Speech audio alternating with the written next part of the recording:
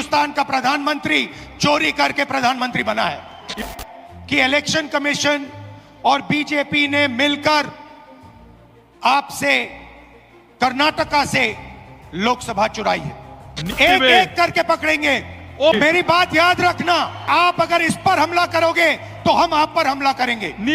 मुझसे election commission affidavit मांगता है, मुझसे कहता है कि मुझे ओथ देना है, ओथ लेना है। मैंने पार्लियामेंट के सामने, पार्लियामेंट के अंदर ओथ लिया है, इस संविधान के सामने ओथ लिया है, इस पर हाथ डाल के वोट लिया है। और आज जब हिंदुस्तान की जनता हमारे डेटा को लेकर इलेक्शन कमीशन के वेबसाइट पर सवाल पूछ रही है तो इलेक्शन कमीशन ने अपना वेबसाइट बंद कर दिया।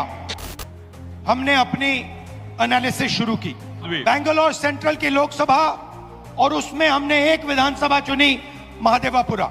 और आपने मेरा कल प्रेस कॉन्फ्रेंस देखा होगा, उसमें हमने 100% साबित कर दिया है। डुप्लीकेट वोटर्स में एक व्यक्ति कर्नाटक में वोट देता है, उसके बाद उत्तर प्रदेश में वोट देता है। चुनाव आयोग से हम वोटर लिस्ट मांगते थे, electronic soft copy voter list की मांगते थे, वो मना कर देते। वीडियोग्राफी मांगी, उन्होंने नहीं दी, और फिर कानून बदल दिया कि 45 दिन के अंदर, 45 दिन के बाद वीडियोग्राफी को रद्द खत्म कर देना चाहिए। और सिर्फ कर्नाटका में नहीं चोरी हुई है, पूरे हिंदुस्तान में सीटें चोरी हुई हैं। इलेक्शन कमीशन बीजेपी का नहीं है, इलेक्शन कमीशन संविधान के लिए काम करता है।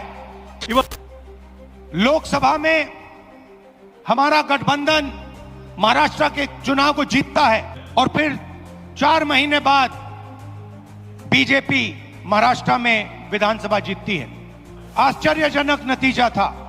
ಇವತ್ತು ಅದರ ಪರಿಣಾಮ ಏನಾಗಿದೆ? हमने पता लगाया तो पता लगा कि 1 करोड़ नए वोटरों ने वोट किया विधानसभा में।